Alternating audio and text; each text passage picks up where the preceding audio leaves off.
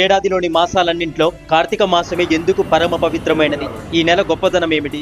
కార్తీక మహత్యాన్ని నాకు వివరిస్తారా అని జనక మహారాజు వశిష్ఠ మహామునిని అడిగాడు.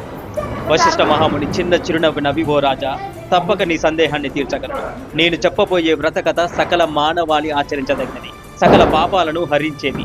ఈ కార్తీక మాసం హరిహర స్వరూపం. ఈ నెలలో ఆచరించే వ్రత ఫలితం అంతా ఇంత అని చెప్పలేం.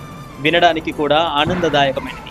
అంతేకాదు, ఈ కార్తీక మాస కథను విన్నవారు నరక బాధలు లేకుండా ఈ లోకంలోనూ పరలోకంలోనూ సౌఖ్యంగా చాలా సంతోషంగా ఉంటారు.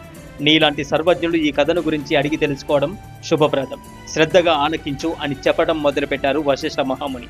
ఓ జనక మహారాజా, ఎవరైనా, ఏ వయసు వారైనా, పేదైనా ధనికైనా, ఎటువంటి వారైనా ఎటువంటి తారతమ్యాలు లేకుండా కార్తీక మాస వ్రతం ఆచరించవచ్చు. సూర్య భగవానుడు తులారాశిలో ఉండగా వేకువజామున్నే లేచి కాలకృత్యాలు తీర్చుకొని స్నానం ఆచరించి దాన ధర్మాలు దేవతా పూజలు చేసినట్లయితే